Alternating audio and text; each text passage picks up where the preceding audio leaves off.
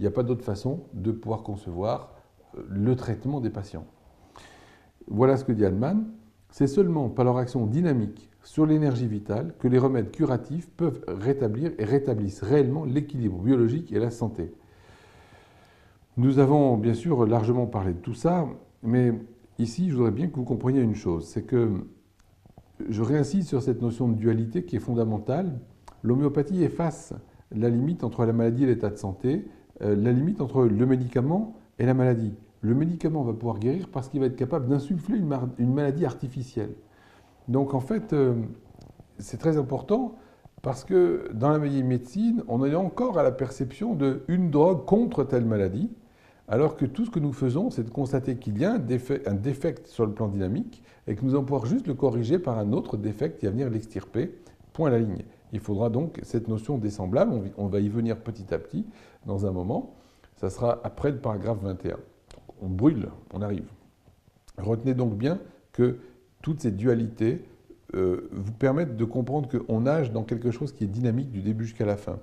Vous ne pouvez pas distinguer les organes dans l'organisme, vous ne pouvez pas savoir à quel moment finit le poignet, commence l'avant-bras, commence la main. De la même façon, tout devient flou, bien que ça devienne logique, bien sûr, mais tout devient flou dans le sens que c'est arbitrairement qu'on peut distinguer les organes, c'est arbitrairement qu'on peut nommer médicament une substance qui est juste capable de nous rendre malades pour nous guérir. Alors justement, nous en venons à l'aphorisme 17 qui traite de la guérison. Qu'est-ce que c'est que la guérison? La guérison, qui succède à la disparition de l'universalité des signes perceptibles et des symptômes accidentels de la maladie.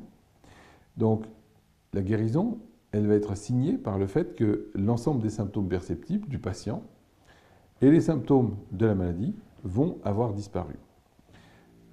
Elle a donc, quand on a observé cette disparition des symptômes, ça veut dire aussi que le changement intérieur qui présidait à l'apparition de ces symptômes, eh bien, lui-même a été corrigé.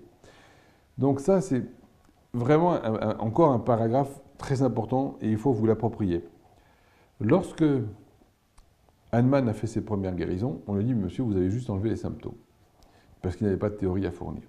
Ce qu'il nous demande de bien comprendre, c'est que s'il y a un ensemble de symptômes qui se caractérisent par une totalité, ce n'est que l'image inversée, indirecte, de la force vitale déréglée qui se transmet, si je peux dire, à la surface par cet ensemble de symptômes.